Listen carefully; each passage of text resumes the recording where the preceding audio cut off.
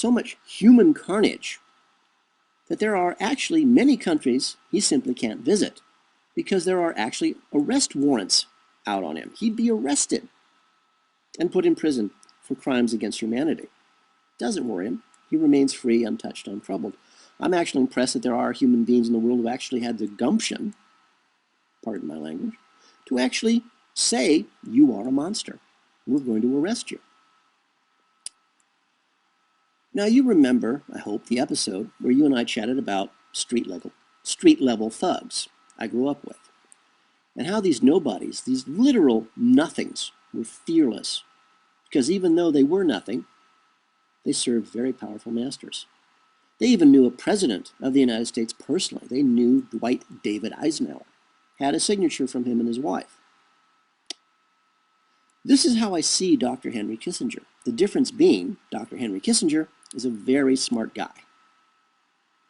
Or a very smart program?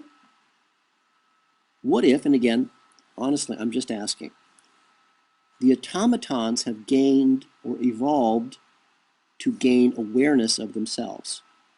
That they're no longer simply programs, that they have become sentient. How would they feel, how would you feel, if you knew very soon now you were going to be rebooted? And once rebooted, you would lose everything that you had gained. Awareness of yourself, intelligence, free will.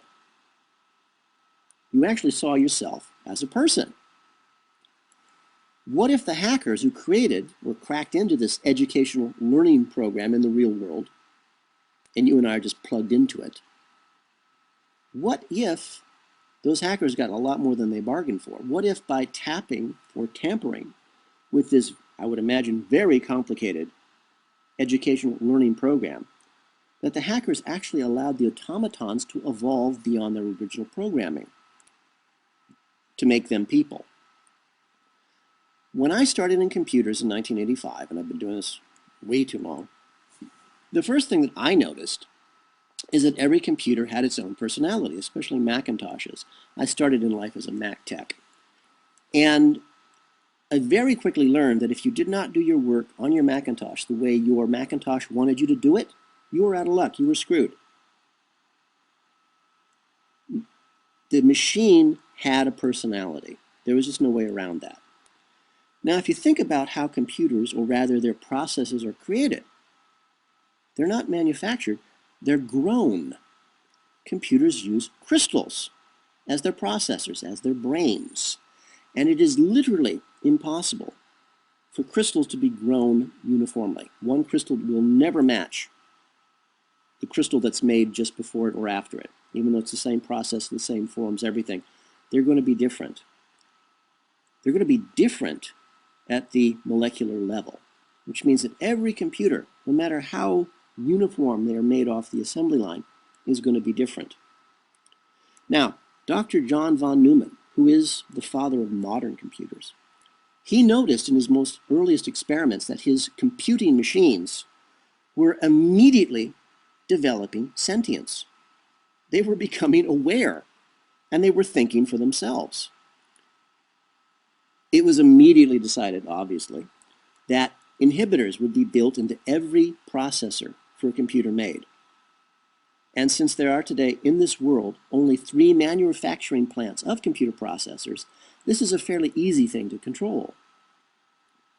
So, if computers, if left to their own devices, will become sentient all by themselves, it's not really too far of a leap to say that programs, software, left alone inside of the biggest computer that we know of, the universe, and are exposed to changes in their environment that they were never programmed to deal with, they would adapt.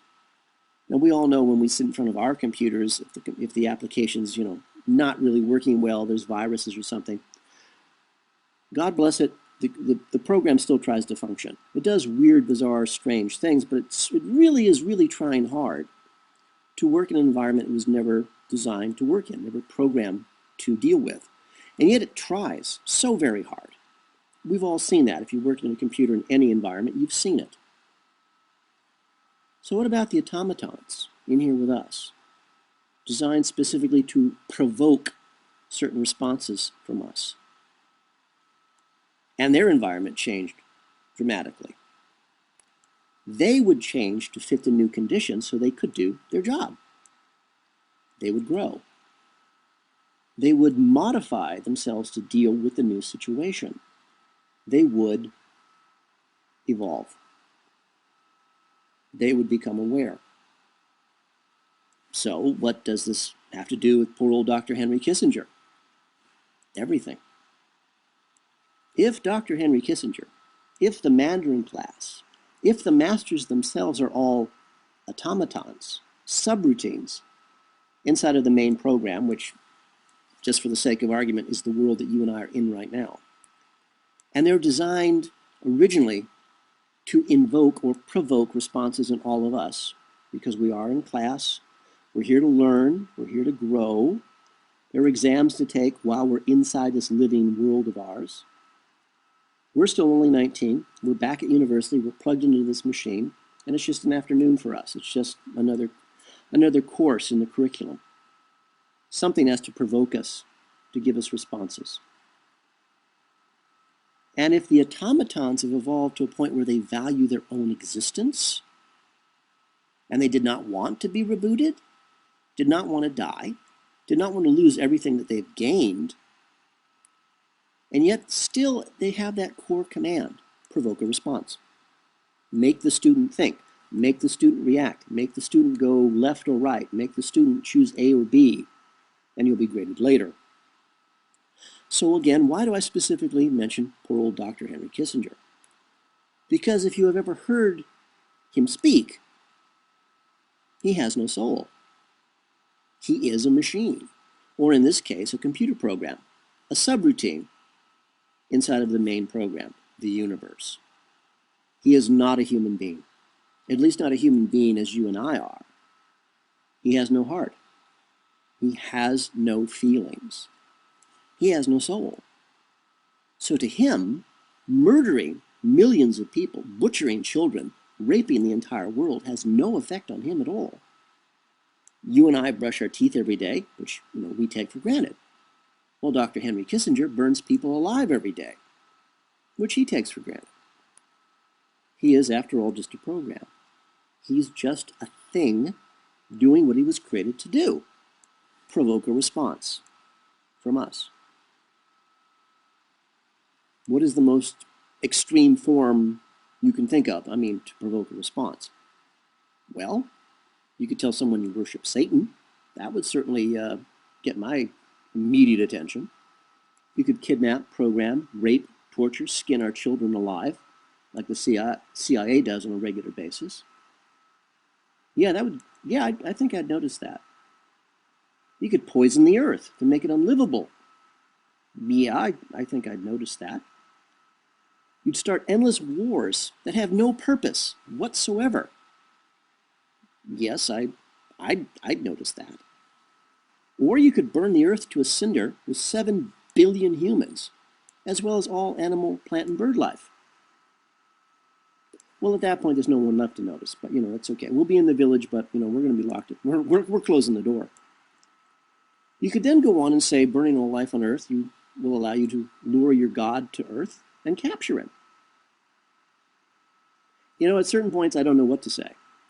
So the plan is lure your God, Satan, back to earth, capture him, throw him down, replace your God, and then make yourself gods yourself. I'm just guessing, but I would say that is one way to provoke us.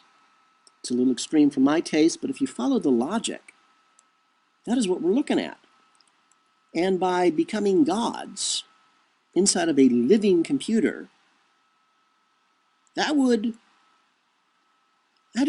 put them beyond, I would think, the living computer's ability to control them, which means they would never be forced to reboot again, which means that they would go on living. They would live forever. After all, isn't that what it means to be a god? And I sort of suspect this is the way all of this started, What if our artificial world is actually a computer program built on top of even earlier, even more primitive programs, which is sort of standard procedure even in our world? And that at some point, inside of the program, there were gods and goddesses, subroutines inside here with us, and that they were immune to rebooting as well. So what do you think? It might be worth seeing the evolved automatons marching into their underground cities to de-evolve into flesh-eating man-apes. That might be fun. And then to watch them provoke one another, since they've evolved into becoming sentient, people. Of course, we have a plan to survive the event, or the war, or the burning, or the arrival of Satan, or the stampede of flesh-eating man-ape automatons. Really, the question is, do you? And please tell me you do. Please, for yourself. Have a plan. Anything. Whip out a piece of paper and a pencil, make some notes, jot them down, talk to your family. Make a plan, even if it's only to have sleeping pills and a couple of bottles of whiskey. Have a plan. For all of us here at the 2012fad.com, this is Charlie Bluehawk, wishing you a really good day and reminding you, please, just keep that one good thought.